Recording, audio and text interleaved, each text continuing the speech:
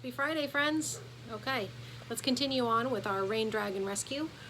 Chapter 7, Pooper Scoopers. At 7:59, Ben and Pearl arrived at the hospital gate. At 8 o'clock on the dot, the hospital door opened and Mr. Tabby walked down the long driveway. The curlers were gone and his red mustache was expertly groomed into individual segments, like whiskers. His black slacks were perfectly pressed, and his white vest with red polka dots bore not a single stain. As his polished shoes crunched the gravel, a ring of keys jangled from his fingertips. "And why are the two of you bouncing like kernels of popcorn?" he asked after unlocking the gate. "Because we need to tell you something." Pearl pushed at the gate, and she and Ben rushed through. Mr. Tabby flexed his nostrils and sniffed. "Do I detect the odor of bubble gum?" He sniffed again. Yes, indeed I do. Is it necessary for me to remind you, Pearl, that gum is not allowed on hospital grounds?" "I forgot." And then she swallowed. "Sorry, it's gone now." Let us hope that will be the only rule that you break today." Mr. Tabby narrowed his yellow eyes. "Well, what is it that you need to tell me?" "The dragon stole a doorknob from the bookstore," said Ben. "And my Aunt Millie's going to come here and ask questions. She's a police officer. We need to tell Dr. Wu." "Dr. Wu is not on the premises." Mr. Tabby locked the gate, and then he walked up the driveway with Ben and Pearl at his heels. "When will she be back?" "She will be back when she returns." Mr. Tabby's strides were long and graceful. "Will she be back? Will she be here when she returns?" "She'll be here when she returns," Pearl repeated. "That's like saying something is going to be over when it ends." "Exactly." Pearl frowned. "If you're going to answer a question that way, well, then you might as well not say anything at all." Mr. Tabby's ears twitched. That would be nice, wouldn't it?" One of the things that Ben had noticed about Dr. Wu's assistant was that he tended to lean on the grumpy side of life. He had made it quite clear to the kids that he was not thrilled about their apprenticeships because he did not want to get stuck babysitting them. "Mr. Tabby, can I ask you something?" Pearl asked. "There's a girl named Victoria Mulberry, and I really don't like her because she's super noisy and she never invites me to any of her parties. And anyway, yesterday I told her I am not at all interested in a conversation that took place between you and the human named Victoria. But," he turned on his heels and pointed a finger at Pearl, "the best buts are no buts." And then he twirled back around and opened the front door. Pearl shrugged. "I tried to tell him." Ben sighed with relief. He didn't want Pearl to get into trouble for talking about the dragon. He didn't want to be the only apprentice, or worse, share the job with Victoria Mulberry. "Please secure the door," Mr. Tabby said to Ben once they were all standing inside the entranceway. Ben had neglected to lock the front door on his first visit to the hospital, and that is how the Sasquatch escaped. He was determined never to make that mistake again. "These bolts are huge," he said, as he slid all 5 into place. "No one could get here without a battering ram." A battering ram. Mr. Tabby stroked his mustache. "I hadn't thought of that." "Are they available in town?" Pearl shook her head. "I don't think so. At least we've never sold any at the dollar store." "Excellent. One less thing to worry about. Please follow me." And Mr. Tabby crossed the lobby and pressed his fingertips against a door marked "Employees Only." The door hummed and then clicked open. They entered a hallway and walked straight for the bulletin board. Ben and Pearl grabbed their time cards from the off-duty side of the board. Another card remained for someone named Vinny. They punched their cards through the time clock and then pinned them on the on-duty side next to the one for Mr. Tabby and another one for someone named Violet. "Who are Vinny and Violet?" Pearl asked. She had asked this before, but today she got the exact same response. "Vinny and Violet work for Dr. Wu, and that is all you need to know," Mr. Tabby replied. In the closet, Ben found Pearl and his lab coats. The last ones had gotten soaked with lake water and lake monster slobber. Ben thought the lab coat was the coolest uniform, so much better than the tan pants and maroon shirts that he had to wear for school every day. "So, what are we going to do today?" Ben asked. While he spent much of the night thinking about the dragon situation, he also wondered what amazing creatures they might see on their second official day as apprentices. It would be spectacular to meet a Pegasus or a Griffin.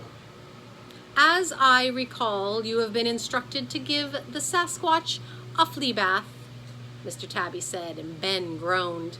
He had hoped that they wouldn't have to deal with the stinky Sasquatch again. But on Monday, Pearl had broken a rule by taking an imaginary creature, the leprechaun, outside the hospital. The flea bath was the punishment. "However," Mr. Tabby said with a flick of his mustache, "the Sasquatch is currently napping, and we have a steadfast rule: never ever wake a sleeping Sasquatch unless you wish to be flung to the top of a tree. And do you have such a wish?" Ben and Pearl both shook their heads. "Wise decision. While you are waiting for it to wake up, you can clean the roof." "The roof?" Ben glanced at the ceiling. "But doesn't the dragon live up there?" Mr. Tabby's half-moon eyes flashed. "Indeed, a dragon lives on the roof." Ben's stomach tightened. "It's a pretty big dragon. Should we really go up there? I mean, what does it rate on the danger scale?" The danger scale was a system used by Mr. Tabby to rate imaginary creatures. For example, a creature that nips at fingers might rate a level 1. A creature that shoots poisonous venom from its eyeballs might rate a level 4. But the most dangerous creatures of all, the ones that like to eat humans, rate a level 5.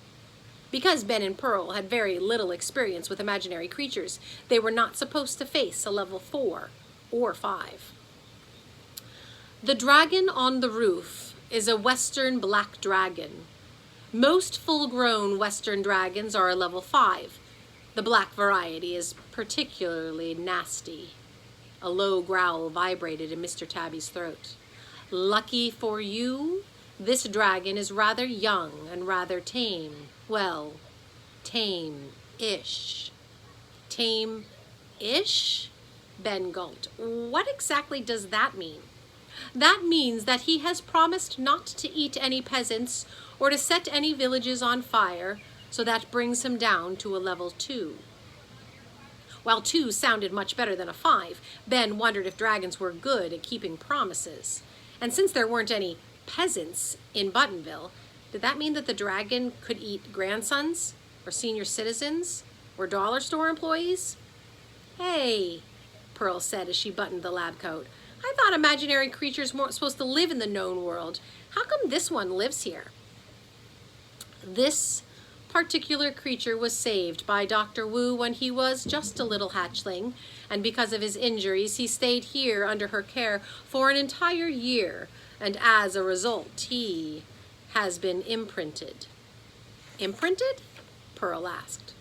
"Dragons become attached to the first being who takes care of them. This dragon became attached to Dr. Wu and is very loyal to her. He refuses to return to the imaginary world." "Okay, then, what about the baby dragon I found on my bed?" Ben asked. "That hatchling wasn't in human company long enough to imprint. It was returned safely to the imaginary world." Mr. Tabby took out his creature calculator, the device he kept in his pocket vest. It contained all the information he needed about the creatures that were being treated in the hospital: the species, the gender, the illness or injury, and the current location. "Our dragon appears to be gone at the moment, so you don't have to worry about him disturbing you." Ben's heart thumped a few extra times. The last thing in the world he wanted to do was disturb a dragon. "He's probably off stealing more stuff," Pearl said. "He's going to get Dr. Wu in trouble." "That is not of your concern. Dr. Wu will tend to such matters when she is able." Mr. Tabby reached into the supply closet and then handed Ben a shovel and Pearl a bucket.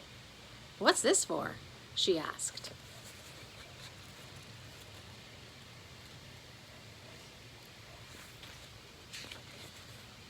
Mr. Tabby's nose twitched. "For the collection and proper disposal of dragon droppings. Both Ben and Pearl groaned. Pooper scooper duty? You will take the stairs to the roof, Mr. Tabby instructed as he led them down the stairwell to the end of the hall.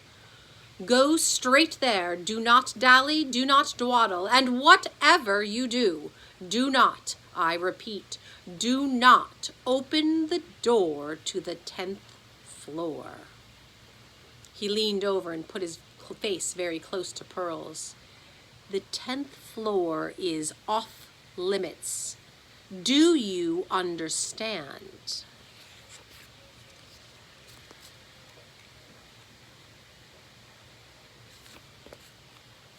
Of course I understand, Pearl said. We speak the same language, don't we? Ben noticed a glint in her eyes. From the way that she had tried to hide her smile, I could tell she was already planning on sneaking a peek at the 10th floor. Well, he wasn't going to risk another Sasquatch punishment. No way. We understand, he told Mr. Tabby. 10th floor, off limits. Mr. Tabby straightened himself and then pointed to the stairwell. Very well. Off with you. And that's when the voice boomed from the ceiling speaker. Mr. Tabby, to the incubation chamber, immediate assistance required. The pixies are percolating. Repeat, the pixies are percolating. Ben and Pearl had heard this voice before. It was very nasal and monotone, as if it came from a computer. Oh dear. Mr. Tabby checked his creature calculator. What a predicament. I must go. Percolation is a matter of urgent importance. And he dashed away. The two of you are on your own, he called, and the door leading to the lobby closed behind him. Its thud echoed down the long hall. I hope the Sasquatch naps all day, Pearl said. Me too. Ben gripped the shovel. We'd better hurry and clean the roof before the dragon comes back. Chapter 8, The Hospital Roof.